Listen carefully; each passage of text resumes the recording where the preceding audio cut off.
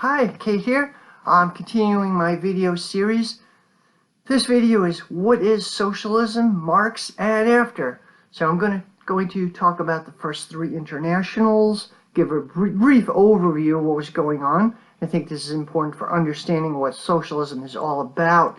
Okay, the first international was from 1864 to 1876. Marx himself was one of the founders. Some of the background things that were going on in Europe and the world at the time. There was the Revolution of 1848, basically a series of revolutions throughout Europe, which had effects in Latin America and elsewhere. It's a wave of revolutions. Very, very basically, to an extent, they could be seen as working class uprisings. There was an element of nationalism, national uprisings as well, but they were partly working class uprisings, and the growing bourgeois classes in Europe used the working class in their countries to help them force concessions from remnants of the feudal aristocracy or high finance capital, as in France, and then crush them. In France, there was a socialist leader, Louis Blanc, who was kind of influenced by utopian socialist ideas. He had an idea for co-ops and what we call national workshops, which would be kind of a form of socialized production, not just poverty relief like a state-supported workshop, would be a form of socialism. And first, the bourgeois, after the king was overthrown, Louis Philippe was overthrown. He was connected with finance capital and got to become intensely unpopular. The upper levels of finance capital. First they had the system for co-ops and workshops. The bourgeois class in France said they'd go along with it. Then they switched. The co-ops workshops were eliminated. The workers in Paris and elsewhere rose up in rebellion to defend this in the June days as a worker uprising.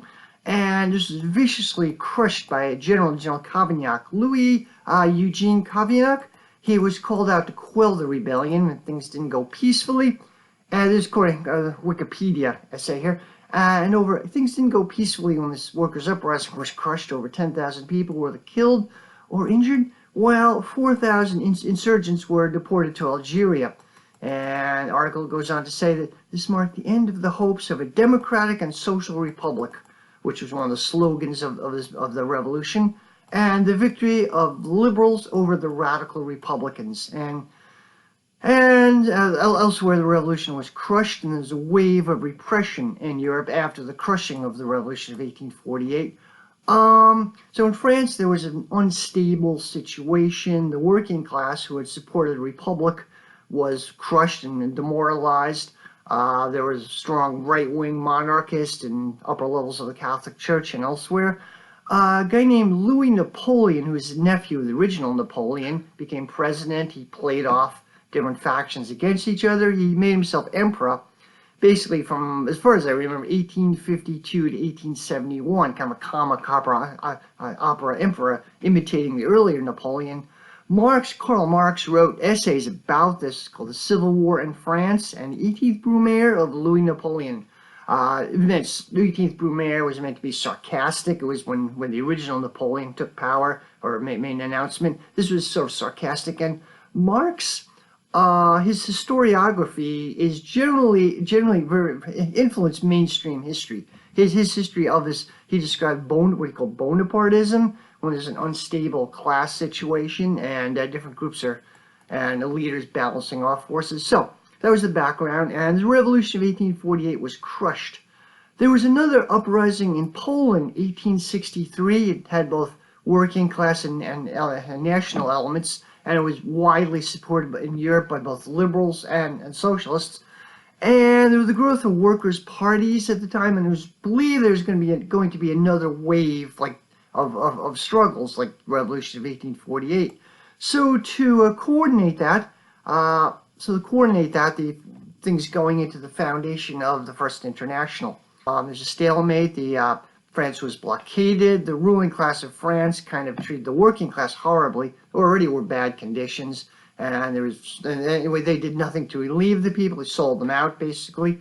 So the National Guard, which was more or less a working class militia, took over Paris, and for 2 months it was run by the working class. And so the city was abandoned by the French state, basically, and the workers took over. And it was crushed. It was crushed by about 20,000 workers were killed, 38,000 were arrested, and 7,000 were deported to Algeria or Polynesia or other places. Okay, in the U.S. at the time, there was also late 19th century, there were huge bloody labor battles, very repressive time. So there were some things going on. There was a huge railroad strike of 1877, and the aftermath of that, there were actually socialist or radical German immigrants took over Pittsburgh for about a week. It was the Pittsburgh Commune. Also a group of German radicals took over St. Louis and modeled it, tried to model it for a couple of days, part of St. Louis. It was crushed. So there's actually little known fact. There was a Pittsburgh Commune and a St. Louis Commune in 1877, modeled after the earlier Paris Commune. So it just had a big influence. Chicago at that time was also the epicenter of American working class struggles. There was also a bit later, there was the Homestead Steel Strike, which was horrible, horrific. Haymarket riot, and other things going on at the time. The Homestead Steel Strike of 1892, striking workers were confronted by 300 armed Pinkertons, and they fought back. The Pinkertons were like a private army back then. Pennsylvania governor, it was a Democrat, sent in state militia, and the strike was crushed, as well as crushed organizing the steel industry for decades after that. And an article of the AFL-CIO in History of Homestead. Many students of the Homestead battle see it as a signal event in establishing the predominance of the rights of capital over the rights of labor in the workplace. While legal and superlegal suppression of workers was nothing new, Homestead seemed to draw the line as never before. For several decades after, corporate violence against workers, especially immigrant workers, in the form of private enforcement agencies like the Pinkertons and the infamous coal and iron police, was acceptable, even when the human rights of workers were clearly violated and public sentiment favored their cause. There's also the Ludlow Massacre, which happened sometime later, 1914, in the eve of World War I. Company guards and the National Guard fired on a tent of striking coal miners or tents, colony, and killed dozens of people. In fact, 21 people were killed, including miners, wives, and children. John D. Rockefeller was the owner, and he has a big responsibility for that. Okay, this is just a test. This is just a taste. There are literal dozens of these battles going on throughout the U.S.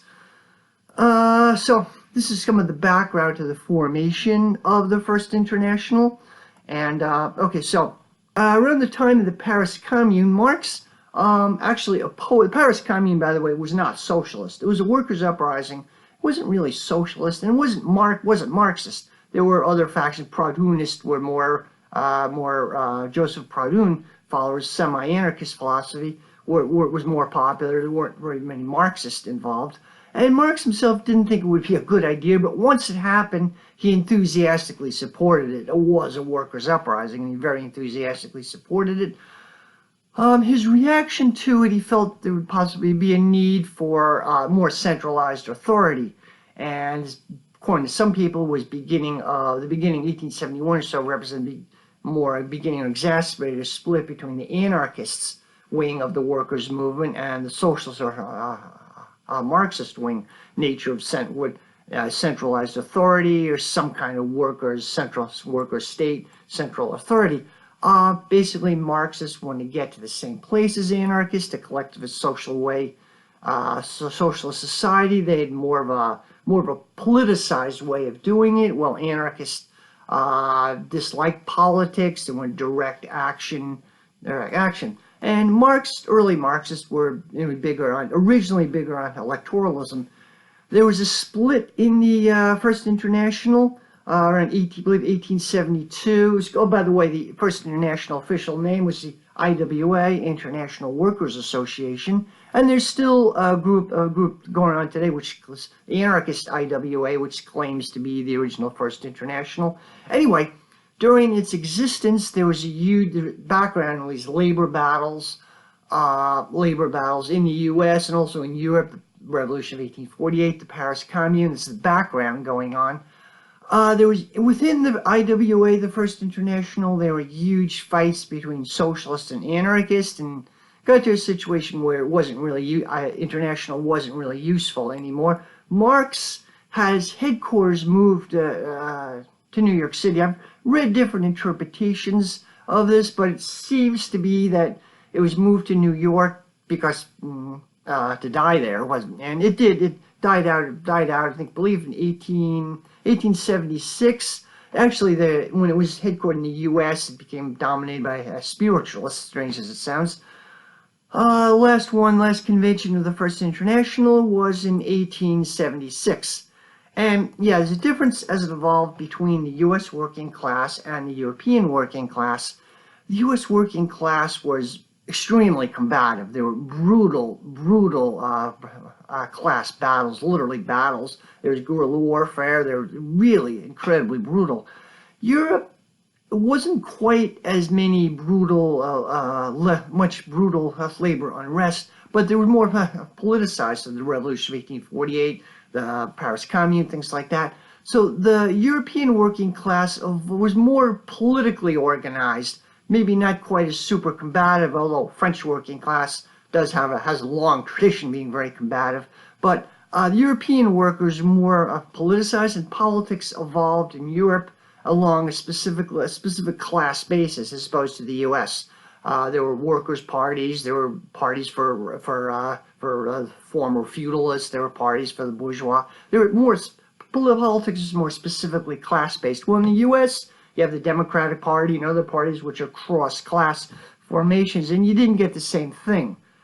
Okay, so there's a debate about this. So, and the right wing in Europe had this look at the International, some sinister conspiracy. They were behind all these things, kind of like, kind of perennial.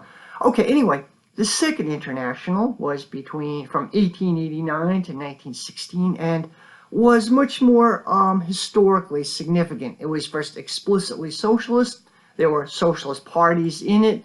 There was specifically well organized. So it started in 1880. The German Social Democratic Party, the SDP, which was the largest socialist organization for a long time in Europe and in the world, supported the call of Belgian comrades, socialists in Belgium, to call an international socialist conference in 1881.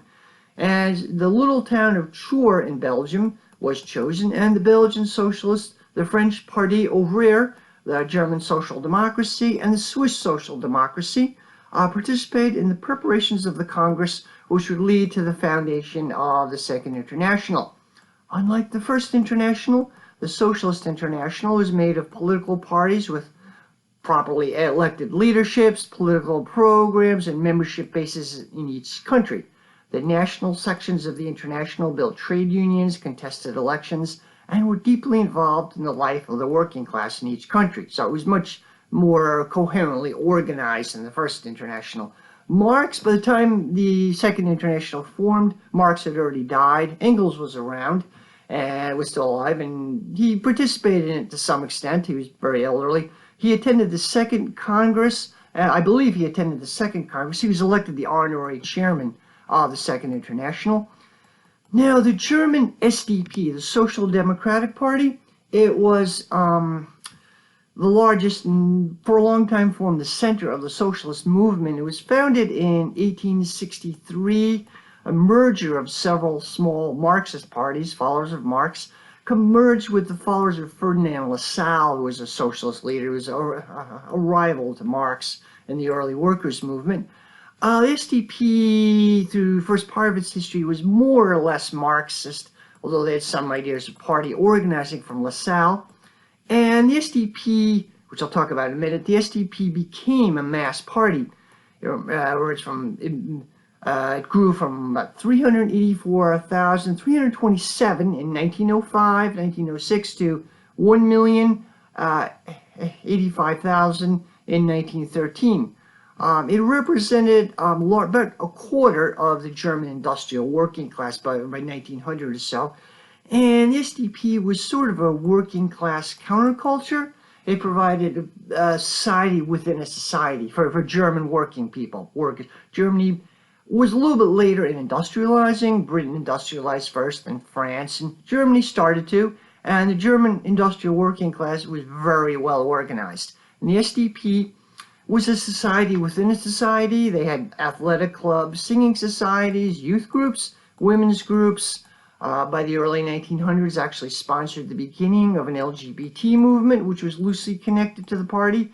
It had dozens of newspapers and journals, some daily, some weekly, some highbrow, local papers, and formed a whole world for working people. Had actually, according to a Wikipedia article, the SDP even had like a counseling service, like free legal advice provided free of charge by sponsored by the trade unions.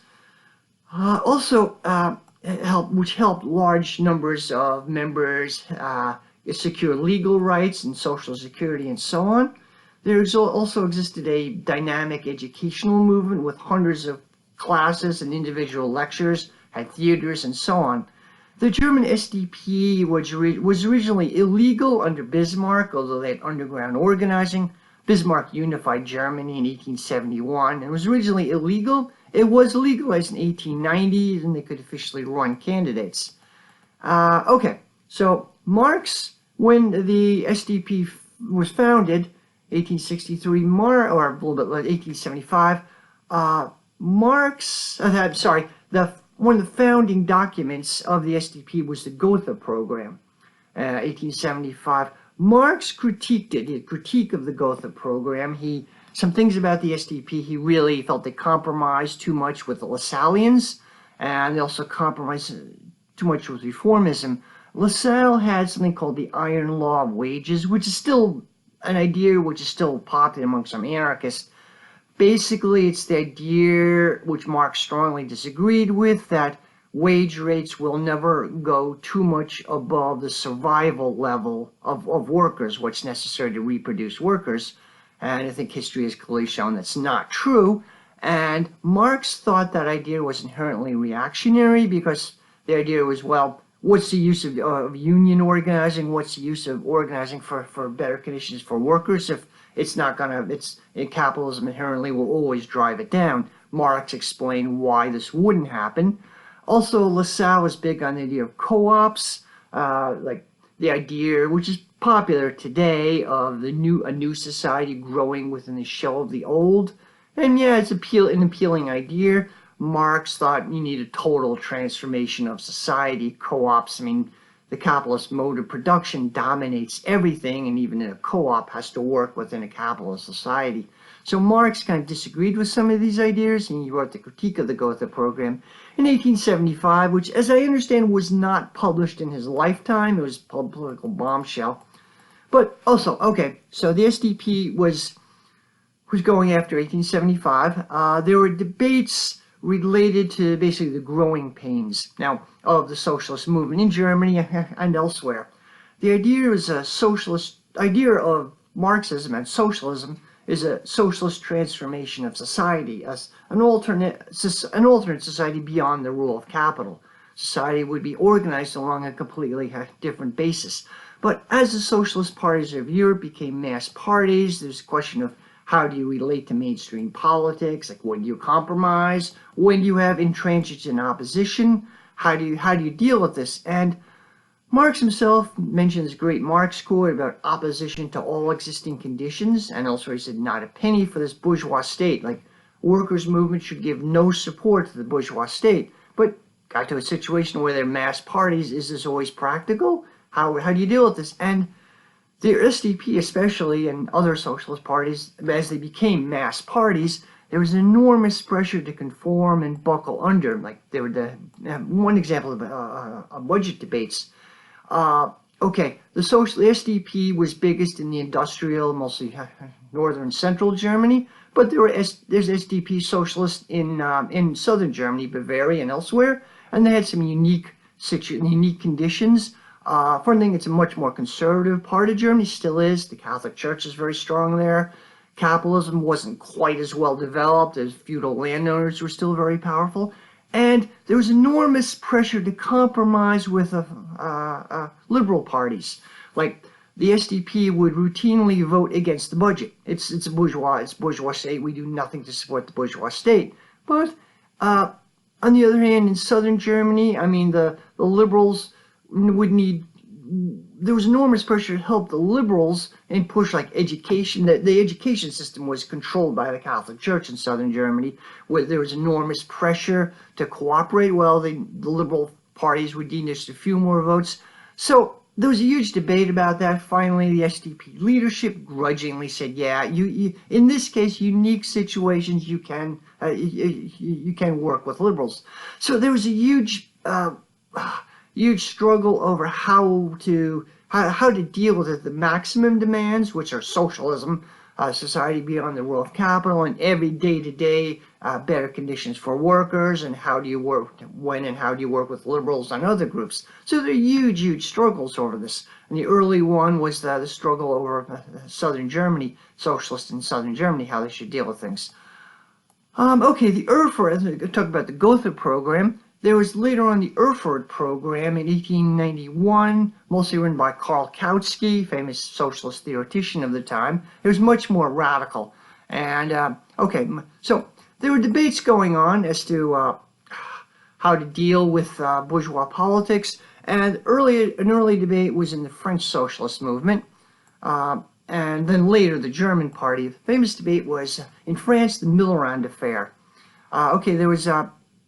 earlier, there was the Dreyfus affair. Alfred Dreyfus, who was a French army officer, he was Jewish. He was accused or framed of giving secrets, military secrets, to the Germans, who were the enemies of France at the time. It was a huge frame-up and exposed right-wing elements in the French military and the French society in general, the Catholic Church, the big landowners, monarchists, who were still a very powerful faction, and France was highly polarized. So the Dreyfus case, they called the Dreyfusard, there was a huge movement. It helped revive the socialist movement after it had been crushed by the Paris Commune in 1871. There was a revival. So Dreyfus turned out to be a scapegoat for anti-Semitic army officers. There was an economic crisis of 1898, and which is around the time the Dreyfus case was going on. It was the elections of 1898 were a narrow win for the Republicans, which included socialist local elections. So in reaction to this, there were rumors of the right wing, the army, high church officials, monarchists, high upper levels of the bourgeois were plotting a coup. There were stories, and it wasn't too unreasonable to assume that there might be a monarchist coup. And to forestall this, there was a move on parts of the Republican bourgeoisie, people wanted a republic, to create the broadest possible opposition to the right wing. This guy named Waldeck Rousseau, a hyphenated name, who was the prime minister of France, basically, offered a cabinet position as Minister of Commerce to a guy named Alexander Millerand, who was a socialist lawyer. Now, Millerand, he had a group around him, a lawyer group around him, he brought a group around him into one of the French socialist groups, and he seemed to be a bit of an opportunist. This cabinet, this more bourgeois cabinet, Republican cabinet, now I say Republican in the historical sense, not the U.S. Republican Party, obviously. So this cabinet contained, same cabinet that Millerand, the socialist, was invited to join, contained a guy named General Gaston Galafay. He was the butcher of the Paris Commune. He was the main guy who crushed it. And there was understandably a lot of reluctance of socialists to work with these people. We shouldn't go in this government. And Waldeck Rousseau's government was also anti-labor, later used the army against strikers. So there was reluctance. And so when Millerand was invited to take this cabinet position as sort of a gesture of solidarity against the right wing, there was a huge debate in the socialist movement whether or not to participate in the bourgeois government. And Rosa Luxemburg, who was a journalist, I'll talk more about her later, she first became famous. She got involved in this. Okay, so Rosa Luxemburg she was actually a young journalist, worked for the SDP. She was Polish-Jewish background, had studied, just graduated from the university in Switzerland. She basically got a job as a journalist, SDP newspapers, and she was very young, like 21 or 22 at the time. So she jumped into this Millerand debate. Her view, she supported socialists working in the Dreyfus campaign, as long as they keep it in the realm of class struggle. She critiqued the French socialists as putting the Dreyfus campaign into defending the campaign to defend Dreyfus, an abstract campaign for justice rather than elements of class struggle. And she felt that she wrote a really great essay about this. She thought it might be sometimes justified for socialists to work with a bourgeois government, maybe to participate into it, if the socialist movement was unified and the socialist delegates were under strict party discipline. This was not the case in France. The French socialist movement was amorphous. There were factions. It was highly split, very amorphous. So she felt you needed a unified party. And she says, with this, we would accept the principle of penetration of the government as one of the numerous means of socialist action, but this isn't in harmony with the essential character of socialism. According to us, the point of view that should serve as our guide was developed by us in a previous article. We must limit us here to, the sole method with the aid by which we can attain the realization of socialism is the class struggle. This is what Rosa Luxemburg wrote. We can and we must penetrate all the institutions of bourgeois society and put to use all the events that occur there and that permit us to carry on the class struggle. It is from this point of view that the participation by socialists was imposed as a measure of preservation. But it's precisely from the same point of view that participation in bourgeois power seems counterindicated, for the very nature of bourgeois government excludes the possibility of socialist class struggle. It's not that we fear for socialists the dangers and difficulties of ministerial activity. We must not back away from any danger or difficulty attached to the post in which we are placed by the interest of the proletariat. But a ministry is not, in general, a field of action for a party of the struggle of the proletarian forces. The character of a bourgeois government isn't determined by the personal character of its members, but by its organic function in bourgeois society. So, essentially what she's saying there, yeah, maybe there theoretically could be times when socialists could work with a bourgeois government if you have a unified, strictly disciplined party. But participation in a bourgeois government is not socialist. You get socialism through class struggle.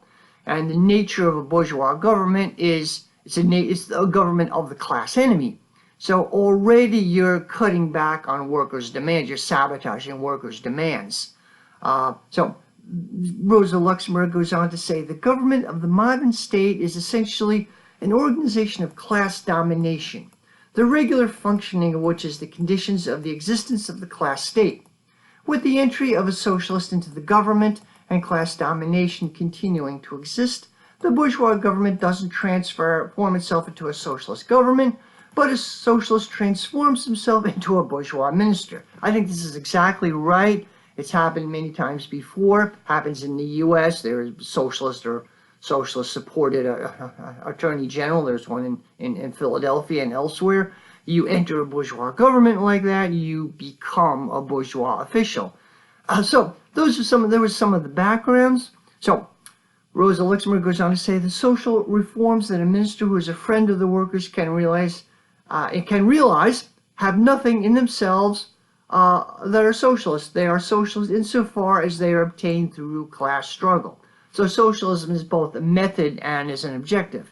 But coming from a minister, social reforms can have the character of the proletarian class, but solely the character of the bourgeois class. For the minister, by the post he occupies, attaches himself to that class by all the functions of a bourgeois militarist government. So yeah, so like in the 15 Now movement, there were cases where there was a movement, nationwide movement in the U.S., often pushed from workers' struggle from below to raise the minimum wage. There were some cities around that time, 2014, 2015, who raised the minimum wage themselves without worker struggles from above. And it's good, we should certainly welcome to that, but it's not the nature of socialist struggle, it's the head-off struggle. So it's really complicated issues if, like a socialist joins a bourgeois government. Generally, the right thing is not to do it. And also, generally, a socialist joining a bourgeois government would be betraying the working class, would have to mask workers' demands in order to give legitimacy to a party which is of the class enemy. Now, yeah, you do have situations like in France where there's a powerful right wing, and the working class certainly has an interest in fighting the right wing and making some temporary tactical alliances with liberals and the bourgeoisie. But how you do it is very important. Now, Trotsky later on talked about united front tactic. He spoke to this, and I'm just going to brief read a thing that Leon Trotsky, the Russian revolutionary, wrote much later on. He said, the existence of independent communist parties and their complete freedom of action in relation to the bourgeoisie and counter-revolutionary social democracy.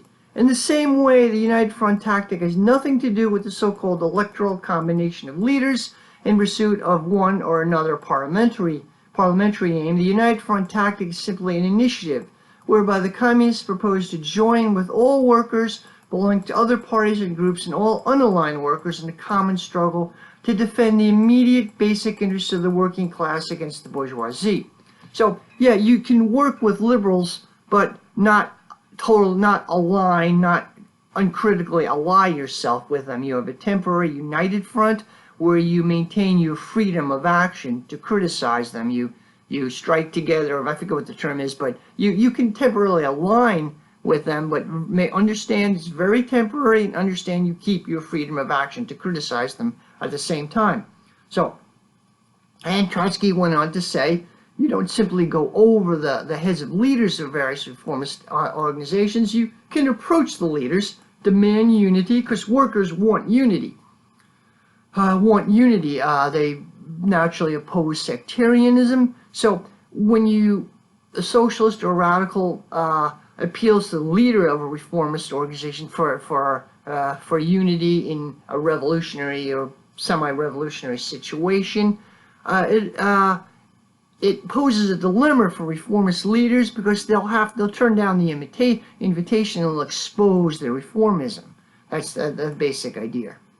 So anyway, that came later. There were huge debates. So the earliest debate over reformism was the Millerand affair in France. Millerand, by the way, was offered this cabinet position as Minister of Commerce and later Minister of Labor.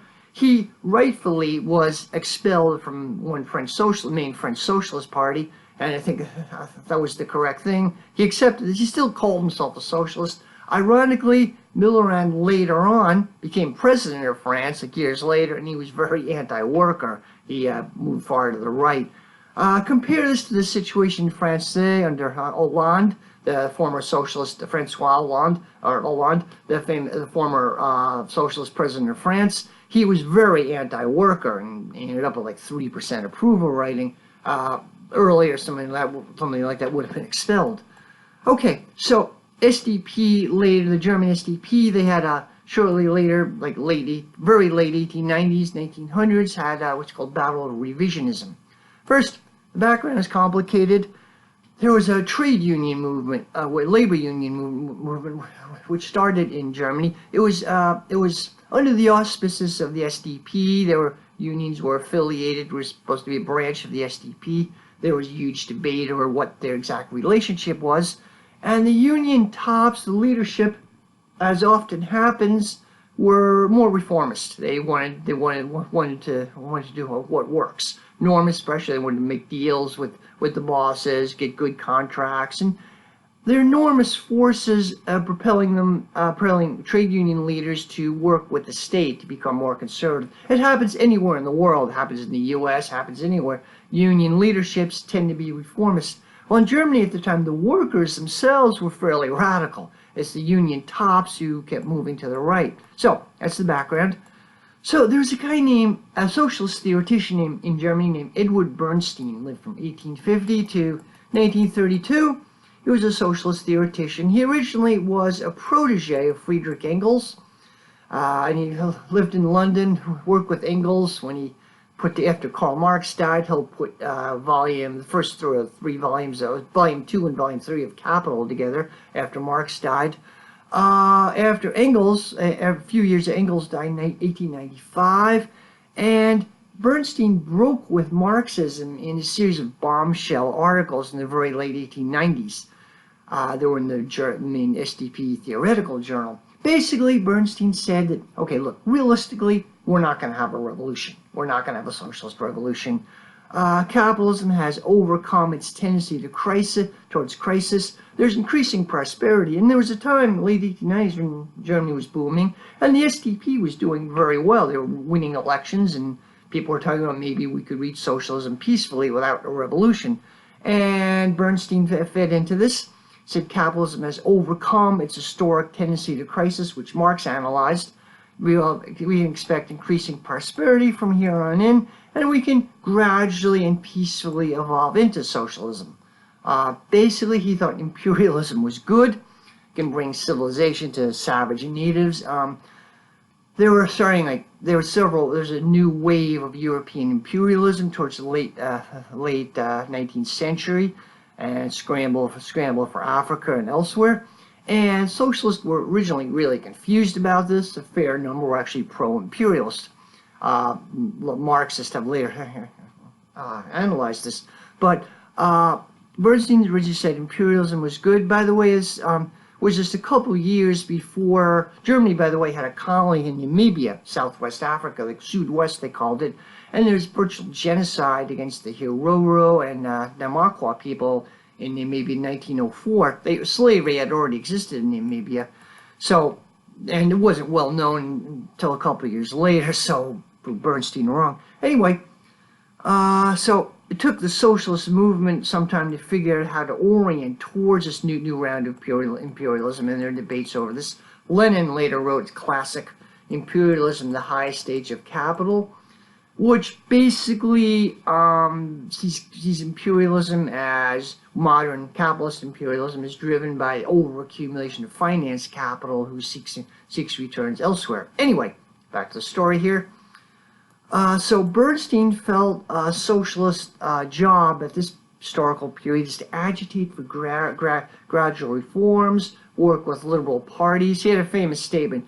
The movement is everything. The goal is nothing. And Bernstein's thinking, reflected powerful tendencies in the SDP, as I mentioned. As it became a mass movement, there was the trade union movement was conservative. There's a story that one trade union leader said to Bernstein, like, why are you talking about this? This is what we do anyway. We're doing this anyway, reformism. Why we don't want to make a big deal out of it. So the official ideology of the SDP was Marxism, prepare for socialist revolution. The actual practice was much different, and Edward Bernstein gave voice to this. His philosophy became known as revisionism. And there was a beginning of a divide, not official, there wasn't a split, but there was like unofficial factions within the party, revisionist versus more orthodox Marxists in the SDP. So, another guy, theoretician Karl Kautsky, very famous guy in the socialist movement. He lived from 1854 to 1938. And he was the main theoretician of the Second International. He was the editor of their main theoretical journal, Die Neue Zeit, the New Times, which is where Bernstein published his bombshell articles. And he was a popularizer of Marxism. He had a huge influence among workers. Lenin, actually, who later profoundly disagreed with him, called him our teacher. Kautsky was also so jokingly called the Pope of Marxism. And after Bernstein's bombshell articles came out initially for quite a while, Kautsky didn't do anything.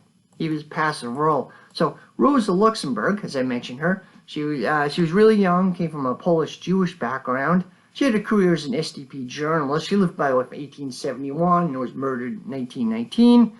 She finally called out Bernstein and reiterated classical Marxism. And Kautsky finally joined in with there was a huge polemical debate. They worked together. Kautsky and Rosa Luxemburg initially collaborated. Kautsky, increasingly, though, his defense of orthodox Marxism became weaker, sort of a half-assed type of defense.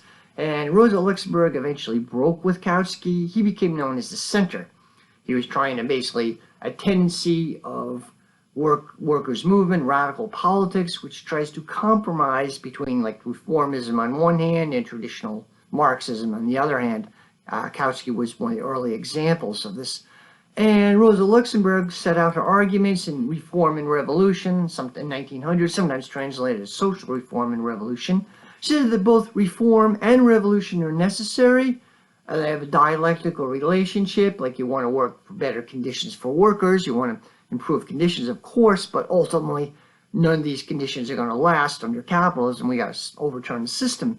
And reforms can be useful, but revolution, the socialist transformation of society, should be by far the most important goal. Reform can help raise class consciousness of workers, but revolutionary politics, thinking outside the box, is the most important. That should always be kept in mind. Interestingly, I should say that Edward Bernstein developed his revisionism, that capitalism has overcome its tendency to crisis and there won't be a socialist revolution. Was probably about 15 years or so before the biggest tech crisis of all, World War I, World War II, Depression, revolutions, counter-revolutions. There was a socialist revolution in Germany. There actually was. And it was crushed by some of the disciples of Edward Bernstein. And I'll get to that later. So this is why these debates were so important.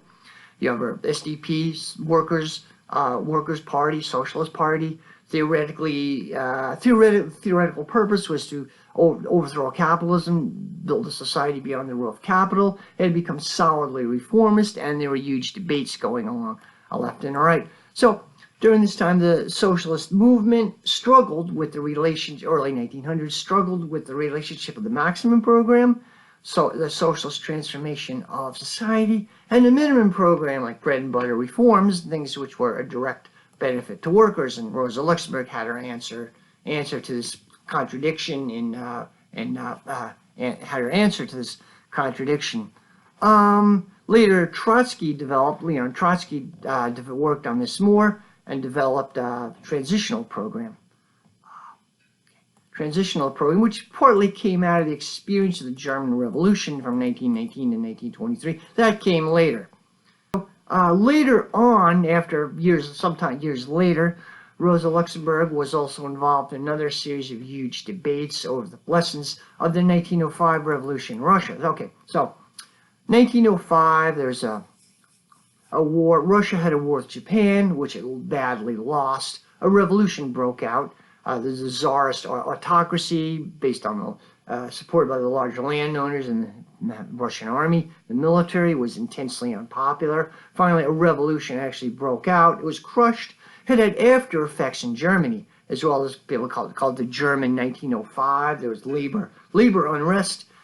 In Germany, worker strikes and workers were taking over factories. It was out of the control of the labor unions, the trade unions, and the SDP itself. And so even 1905 in Germany, some people even thought it might lead to a workers' revolution in Germany. This didn't happen. This did not happen. But there was debate over this around 1905. And so there was mass workers' protest movement in Germany and strike wave. And so out of this experience, and Rosa Luxemburg actually illegally visited Poland. She was from Poland originally. She couldn't go back. But during the revolution of 1905, it hit Poland. And she illegally snuck into Poland and did some amazing reporting of this revolutionary movement in Poland, which was a colony which was controlled by the Russian Empire. And she developed the theory of the mass strike, which is basically an unformed workers' uprising. And in her theory, there could be a dialectical relationship between the party and the workers. And she described some things which might be going on in the mass strike. And so this pushback, the conservative faction of the party disagreed with her, and there were some really complicated debates over that. Anyway, throughout this time, the SDP often officially agreed with Rosa Luxemburg in these debates, but they continued to move to the right in practice. And she was aware of this. She knew this. And she did organize a loose left-wing network within the party. She was censored. And there were big attempts to marginalize her, like in eve of World War I, or 1910 or so, She was pretty much marginalized within the SDP. She had trouble. She had trouble getting journalism jobs, getting writing jobs. She tried to form like a network throughout the party. So she knew the party was reformist. She did her best to try to develop a leftist network.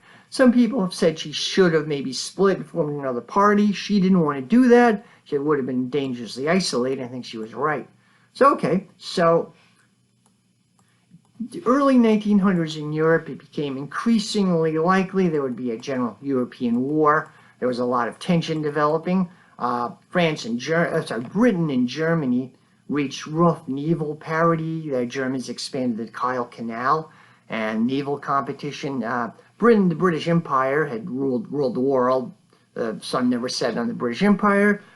Germany was rapidly developing and wanted their place in the sun. The German ruling class wanted their place in the sun, so there was competition in that. There were incidents between France and Germany in Africa, a series of incidents, and increased tension there. It became increasingly apparent by, say, 1910 or so, there would be a general European war. Actually, Friedrich Engels, collaborator with Karl Marx, predicted this in the 1880s, so it would be unclear exactly how it would play out. And socialists regarded the coming war, so it would be a capitalist war. It would be a war essentially for control of markets, raw materials, need to export finance capital. It would be a clash of capitalist ruling classes, clash of capitalist ruling classes from different countries would pit workers against each other. And the general sentiment when the socialist movement was of need for international working class solidarity. All workers are brothers. We have more in common with our class interests than we have with our bosses or our national leaders. So there were a series of, from 1910 onward, a series of international socialist conferences, and they made statements, sometimes really strong statements against the war. They say the real enemy is their ruling class. But these conferences became increasingly weaker as it got closer to a war, especially the SDP. They had anti-war resolutions, increasingly weaker. So World War I finally broke out, and by that time, of course, the German SDP long since stopped being revolutionary, and the party didn't know what to do. They actually supported the war. They, August 4th, 1914, they voted in favor of war credits. They voted in favor of money for the war, which was considered a major betrayal of socialist principles. And especially painful because the SDP had been the flagship party of the socialist movement. And so Lenin, who was following this initially, Lenin led the Russian Revolution, the Bolshevik Revolution. Vladimir Lenin initially couldn't believe this. He thought it was propaganda. The SDP would never do this. They would never support workers. Rosa Luxemburg, though, she was more on the ground. She had been following it and was aware of how rotten the SDP had become. She wasn't surprised. She was devastated by it, but she wasn't really surprised. In fact, according to some biographies, a couple of biographies of her that I've read, she was suicidal for a time. She thought it was absolutely horrible situation for the working class. Unlike Lenin, Rosa Luxemburg understood the dry rot within the SDP, and similar processes happened in most other socialist parties in Europe. When push came to shove, they sided with their own ruling class against fellow workers in other countries with horrific results. So the World War I from 1914 to 1918, the worldwide death toll estimated 40 million. And to their credit, the Belgian Socialist Party, the Italian Party, and the U.S. parties remained anti-war, despite a lot of pressure. In fact, Eugene Debs, the famous leader of the American Socialist Party, and other leaders were arrested for making anti-war speeches. The Socialist Party in the U.S. was partly repressed. It was a horrible time for socialists, and U.S. was supposedly fighting for democracy, but was brutally cracking down on dissent. There's a Creel Commission, where U.S. government was pioneering mass propaganda and indoctrination, which now they have down to a science. So during this time, Lenin castigated what he called pro-war social patriots, like socialists who ended up supporting war. There were rationales which were given, well, German socialists, the SDP said, well, we have to defend German workers against Russia, against the Tsarist autocracy. French socialists would say, well, we have to defend the French working class against the German autocracy. We're all defending democracy. We're all defending our rights. But no, the thing is, you have to understand it's all bullshit. That's your working class solidarity, and the workers have more in common than their leaders. You don't accept the lies from your national leaders. So there was a powerful move in the socialist movement, social patriotism. And you still see this today, like liberals in the U.S. who support war, who vote for war budgets. Bernie Sanders is a perfect example. He voted for the Afghanistan war. He voted against the Iraq war, but he's voted for every military budget since then. I mean, he's a social. I don't even think he could be considered a socialist, but definitely a social patriot. So Rosa Luxemburg and Lenin provided different polls. They had a meeting of the minds. They met a few times before World War I, and they were on the left wing of the of the Second International. They had a meeting of the minds. They had some sharp disagreements, but they had polemics against each other. But they had some rough respect for each other either.